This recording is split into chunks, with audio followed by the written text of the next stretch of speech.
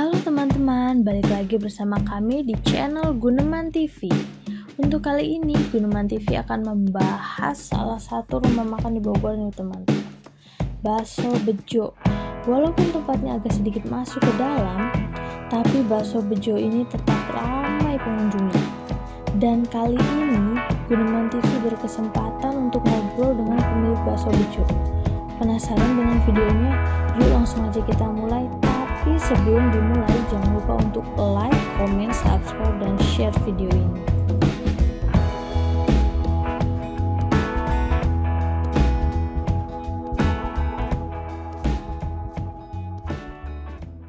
Assalamualaikum warahmatullahi wabarakatuh. Jadi kali ini kita sedang bersama dengan seorang pengusaha yang mungkin bisa membagikan kisahnya kepada para penonton. Pak, sebelum mana Bapak siapa? Bapak Agustinus Warmen. Bapak Agustinus Warmen. Kalau ini Pak, umur Bapak? Umur saya udah 55. 55 tahun. Ini Pak, boleh nggak Pak diceritakan kisah Bapak nih, awal mula bikin usaha ini Pak? Dari awal bakso. Iya, dari awal ngebakso. Saya pertama sini diajak kakak ke Bogor. Umur 17 tahun. Saya usaha dilatih jualan bakso, mikul dari tahun 82 sampai kada pakai itu 8 tahun mikul usaha saya. Jadi merintis memang dari nol saya itu ya. Dari harga bakso itu dari harga 50 perak satu porsinya. Itu kalau boleh tahu tahun berapa Pak? Tahun 82. 82? Iya, 82. Jadi ya itulah merintis memang dari benar-benar dari nol saya gitu. Ini Pak, ngomongin soal yang tadi Bapak bilang merintis itu buat area kelilingnya itu di daerah mana Pak? Ya dari Cimanggu sini sampai Karyabakti. Sampai RSUD Karyabakti? RSUD ya, dulu Karyabakti dulu. Itu masih masih kebun alang-alang, masih kebun singkong, belum ada lampu, masih lampu tempel gitu tahun 82 itu. Kalau yang waktu Bapak pikul itu bakso milik keluarga Bapak posisinya? Iya, biasa sendiri, bisa sendiri. Ya pertama saya dimodalin sama kakak tuh kalau nggak salah waktu itu hanya 2.500 ya. Itu waktu itu. Ini Pak, mungkin bicara soal hambatan nih Pak dalam berusaha nih. Itu ada nggak sih hambatan dari awal? Enggak, hambatan yang bikin Bapak kayaknya berjualan tuh kadang suka ngerasain aduh saya capek, aduh kita capek. Oh banyak, cuman saya walaupun rasa capek, saya tuh kerja tuh dengan ikhlas. Itu memang saya nikmati kerja itu. Memang ya pertama saya tuh orang bodoh ya, orang nggak sekolah. Saya nggak sekolah tuh buat biaya sekolah tuh nggak ada dulu itu. Jadi saya terjun ke bakso itu ya itu. Jadi bisa bakso dari dulu saya nggak bisa lain-lain, dari terjun kena bakso. Itu saya.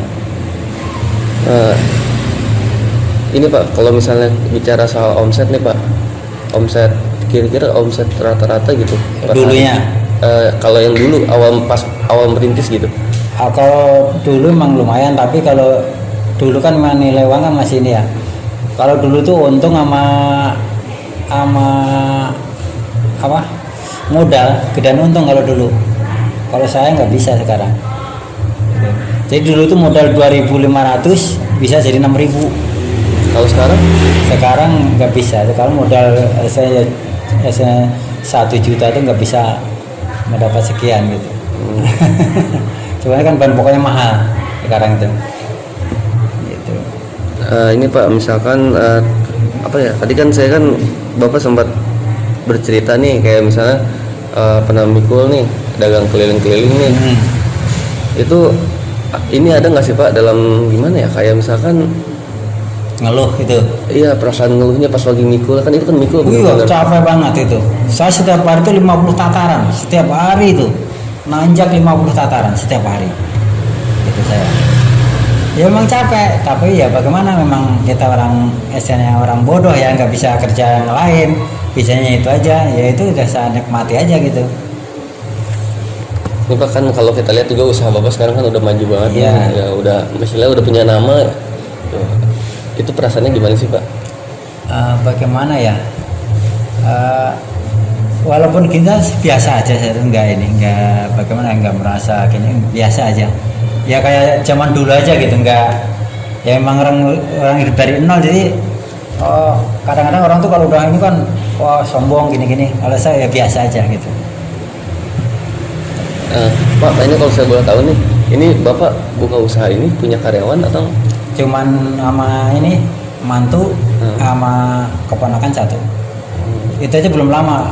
Dulu tuh udah berapa ini cari pembantu ini kan, keponakan baru berapa bulan, belum lama, baru 5 bulan paling. Terus saya kerjain sama istri aja berdua. Gitu. Ini Pak, mungkin Bapak punya ini Pak, apa pesan gitu buat masyarakat nih yang sedang berusaha seperti Bapak, atau buat orang-orang yang mau berusaha seperti Bapak? Ya tapi kan susah juga Mas ya. Memang kalau usaha itu kan harus fokus ya. Kalau ya maaf, kalau orang sini kan kebanyakan kan pengennya ngopi ngerokok, pengen nonton besar, pengen gini-gini. Jadi saya nggak mau capek. Saya sering cari pembantu itu ya, orang tuh nggak tahan banting, pengennya enak aja gitu. Jadi pengennya gaji gede kan gitu kan. Jadi capek lah, banyak ngeluh gitu banyaknya.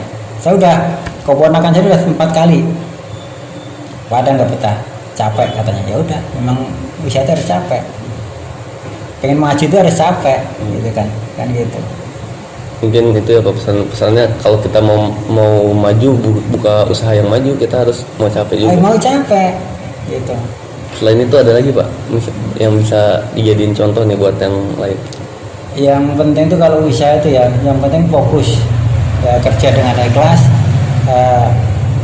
Bagaimana ya istilahnya tuh, kalau kebanyakan kan anak-anak sekarang itu kan pengennya enak, dapat gaji gede, saya kan itu kan nggak mau capek. Kalau saya nggak pantang menyerah. Kalau saya ya balik modal doang pernah sering, nggak balik modal juga sering, tapi ya itu saya pantang menyerah kalau saya gitu. Oh ya Pak, ngomongin tadi nih soal yang balik modal sama enggak nih, ya kan? Tadi kan Bapak bilang katanya pernah nggak balik modal. Mungkin Bapak pernah nggak sih mengalami sesuatu yang rugi, bener-bener rugi gitu Pak? Sering kali. Ya kita kadang-kadang dulu tuh ya, kalau dulu itu yang dulu kita biasanya modal sampai 6.000 gitu, kadang cuma dapat 4.000. Padahal udah dari pagi sampai kayak dapat timikul ya, itu nggak dapat hasil. Bayangin aja. Gitu. Kadang-kadang ya balik modal doang, udah capek dari pagi. Ke pasar kan saya kalau dulu kan ke pasar 4:30 ya, ngerjain dagangan, masih belum ada gilingan, masih di cincang itu ya, belum ada, masih manual, masih cincang. Kan terus capeknya nggak kebayang kan, udah dijual nggak dapat untung, ya kan gitu. Tapi ya saya tekenin aja, ya saya tekunin aja gitu ya. Ini Pak, mungkin apa sih namanya, yang kalau misalkan yang tadi kan Bapak bilang kan kerugian pas waktu mikul nih. Tapi kalau misalnya kerugian pas waktu Bapak udah punya tempat seperti ini, pernah nggak ngalamin? Pernah juga, sama aja. Iya sama aja. Namanya orang usaha tuh pasti semua ada kerugian, pasti ada. Balik modal nggak balik modal pasti ada. Walaupun kita usaha yang masih bagaimana tetap gitu. Jadi kita sekarang modal sampai 1 juta ya sekarang gitu ya. Kadang-kadang ya dapat 700, 600 gitu. Ya kadang-kadang lebih gitu. Itu sama aja, dari sama dulu ya sama. Namanya orang usaha itu pasti gitu. Pak, jadi kan gini Pak, ini kan Bapak kan berusaha di bidang ya pokoknya di makanan, spesifiknya kan bakso nih. Mungkin ada nggak sih sedikit yang gimana ya, yang biar bakso ini lebih maju? Gimana ya, kayak ini loh bikin begini, ini loh bakso yang menurut enak itu tuh kayak gini atau gimana gitu. Oh kalau gitu, kalau saya kan dulu tuh kalau saya pertama kan misalnya bakso kecil-kecil Mas ya, terus bikin bakso sedang, ya, terus sekarang kan baset itu yang favorit kan baset. Dulu itu kan hanya iseng-iseng saya, cuman bikin 3 biji, iseng-iseng gitu ya, supaya maju itu bagaimana, nyoba bikin 3 biji. Oh ada yang pesan lagi, saya bikin lagi, saya tambahin lagi. Oh ini bikin 5 kok habis, saya tambahin lagi gitu.